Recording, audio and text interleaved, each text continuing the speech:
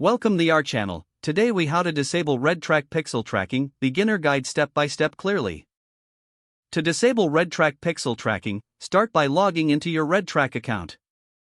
Navigate to the tracking section on the dashboard. Locate the pixels option within the tracking menu. You will see a list of all your active pixels. Identify the pixel you want to disable. Click on the pixel name to access its settings. In the settings, look for the option labeled Status. Change the status from active to inactive.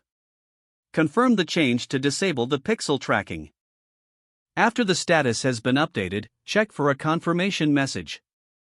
Once confirmed, your pixel tracking will be disabled. If you wish to re-enable the pixel later, follow the same steps. Return to the pixels list to see the status of your pixel. Ensure it displays as inactive. You've successfully disabled RedTrack pixel tracking. For further changes, feel free to explore other settings within the tracking section. Always double-check your tracking setup to ensure accurate monitoring.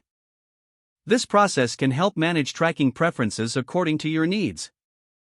If you encounter any issues, consult the RedTrack support resources for assistance. If the page does not load, refresh the browser or try again in a private or incognito window. Make sure you are using the correct email address, then retype it carefully to avoid small typos.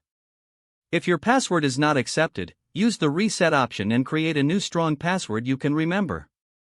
Check your spam folder for verification or security emails, then complete any requested confirmation steps. Enable two-factor authentication if available to improve account security and reduce unauthorized access risk. After signing in, review your profile details so your contact information and settings are accurate and current. If you see an error message, note it down and try again after restarting your device and internet connection.